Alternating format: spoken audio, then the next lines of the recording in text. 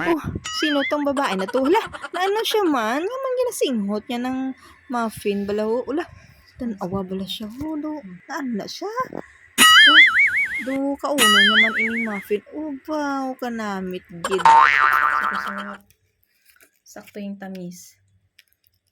Bagay na bagay ito sa kape.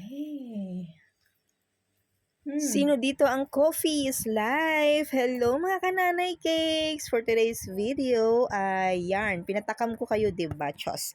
Okay, papakita ko lang naman sa inyo kung paano ko gumawa ng moist banana cake. Actually guys, nawala na ito sa aking menu kasi nag-focus ako sa customized cakes. Pero ngayon, ibabalik ko na siya dahil panahon nitong paborito kong banana. Tingnan niyo yan, green. Ang tawag dito ay bungulan. Bungulan o bungulan? Hindi ko alam. Correct me if I'm wrong. Paki-comment na lang sa comment section, mga ambot.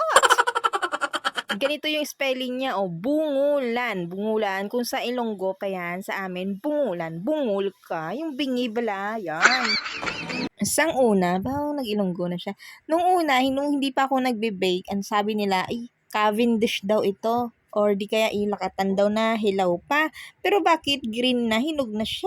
Ibig sabihin dito lakatan. Hindi din to Cavendish. Kasi yung Cavendish, dilaw din yan pag nahinog. Yung lakatan, dilaw. So sabi ko, hindi to lakatan. Hindi rin to Cavendish. So yung naging baker na ako, yon sa ko lang nalaman na bungulan palang tawag dito. Or bungulan. Basta whatever. At kung kanino ko nalaman, edi syempre kanino pa kay paring Google. So ayan, balik tayo sa ating banana at nalamas na natin ito katulad ng paglamas niya sa iyo. Ay, charing!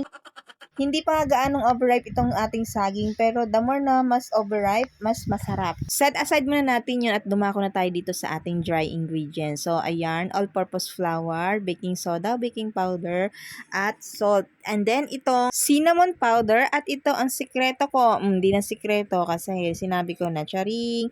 Yan, cinnamon powder, ang purpose niyan is para lumabas lalo yung lasa ng ating saging. In short, pampasarap syempre. Then, kailangan natin itong salain para matanggal yung mga buo-buo ng ating harina. Kailangan yon. At pag may naiwan dyan na bubuo doon sa ating strainer, wag natin siyang itapon. Durugin nyo pa rin dahil kasama pa rin yun sa ating measuring.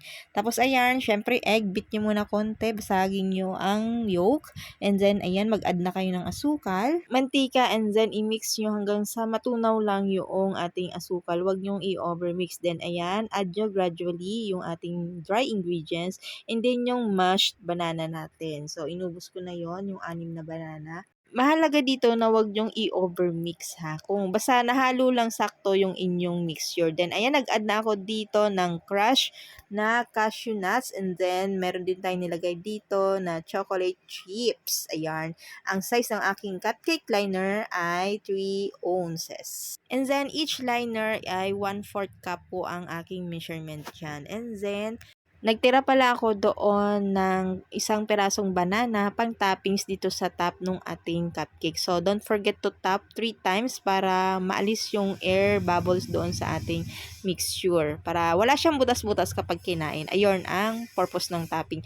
So, ayan, dapat manipis lang yung pagkagayat nyo dun sa banana para hindi siya lulubog. Tapos, lagyan din natin ng crush na, ang tawag dito, cashew nuts. And then, nilagyan ko rin yan ng chocolate chips. Napakasarap po nito. Lalo na kapag meron ka pang nilagay na pasas. Nakalimutan ko kasi bumili ng pasas. Kaya, ayan lang muna ang ating toppings. Noong nagsisimula ako sa aking baking journey, ito yung unang mga produkto na inilabas ko, yung mga pies, egg pie, buko pie, pineapple pie, tsaka yung apple crumble. Tapos itong banana, tsaka yung carrot cake. Yorn. Kaso naitigil ko nga ito dahil nag-focus ako sa customized cakes ko. Pero ngayon, ibabalik ko na siya dahil syempre kailangan pa natin ng matumal kasi yung cake ngayon kaya yan. Maghanap tayo ng ibang source of income. Hindi lang puro cake. So, ayan, nakagawa pala ako sa ating mixture, nakagawa pala ako ng 24 pieces na tag 3 ounce. Tapos, itong isang 7 by 3 by 2.5 inches na loaf pan yarn. So, ayun guys, napakasarap nito at napakabango talaga. Habang binibake ko ito, ay amoy na amoy ko yung banana niya. Tapos, ang moist, super moist siya. Tapos, alam nyo, gusto ko sa banana cake, yung mainit. Pero nung natikman ko siya ng malamig, ay mas lalong sumarap, promise. So, ayun lang for today's video. Ay, siya nga pala guys, sorry hindi ko share ang recipe nito dahil from paid workshop po siya. So, pero don't worry guys, may share ako sa inyong recipe na napakasarap. So, ayun lang for today's ganap. Thank you for watching guys. Please don't forget to like and share itong ating video and follow na rin po. Thank you! Moist.